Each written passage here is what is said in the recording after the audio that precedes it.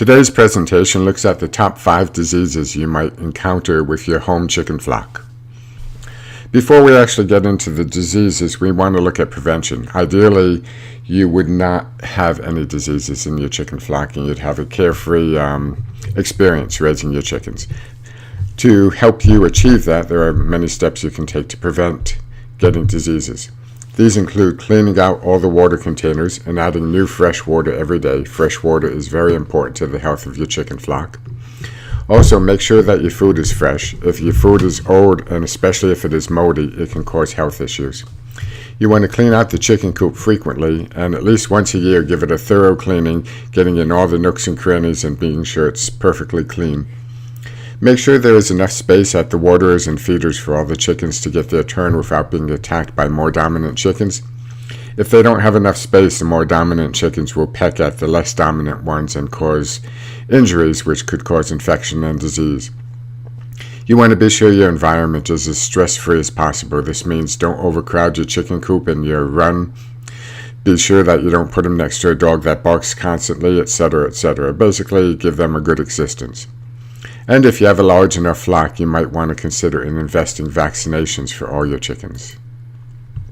The first disease we're looking at is fowl pox. It's also called avian pox and chicken pox, but that's not related to chicken pox that people get. The pox that chickens get is not transmittable to humans.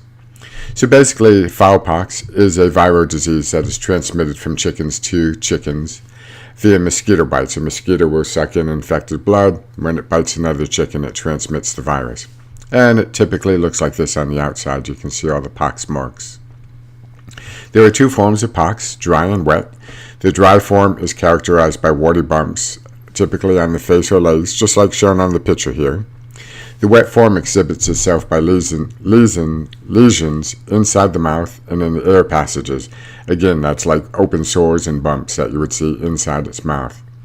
The disease is rarely fatal unless a respiratory infection develops in conjunction with the pox, which can happen with the wet variant of the pox. There is no cure to the disease, but there are vaccinations available to ensure that your chickens don't get it.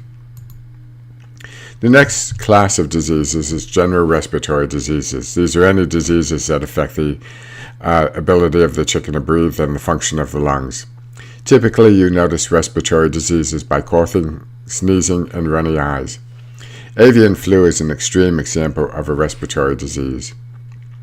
Because respiratory diseases are so varied, the only way you can accurately tell what disease your chickens have is with the use of a local veterinarian. Many respiratory diseases can be cured. A few, like avian flu, are fatal to your flock, and as you've seen in the news quite frequently, when avian flu comes into a flock, they just kill all the birds to ensure that it doesn't spread. It's a very bad disease. The next disease on the list is infectious bronchitis. It's a highly contagious disease and causes great respiratory distress, especially at night. You get a lot of coughing from the chickens.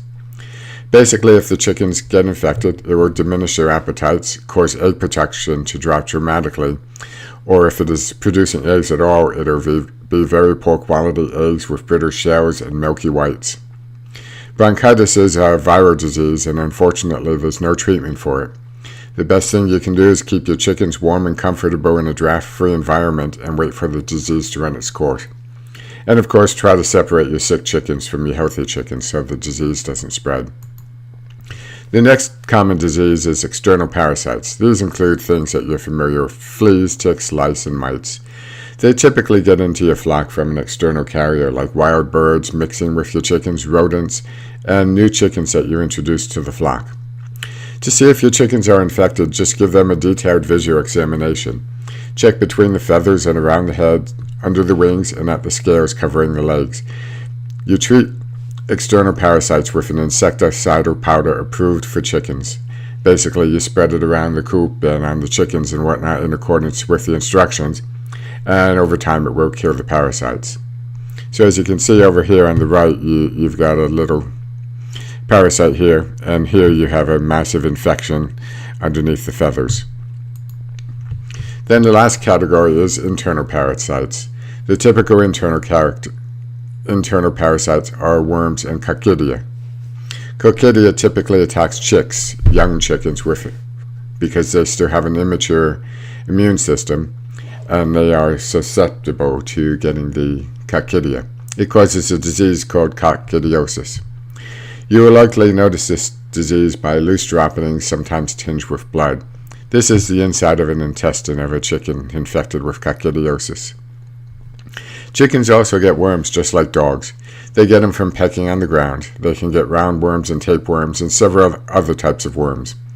Over here you can see a picture of hairworms that the chicken had.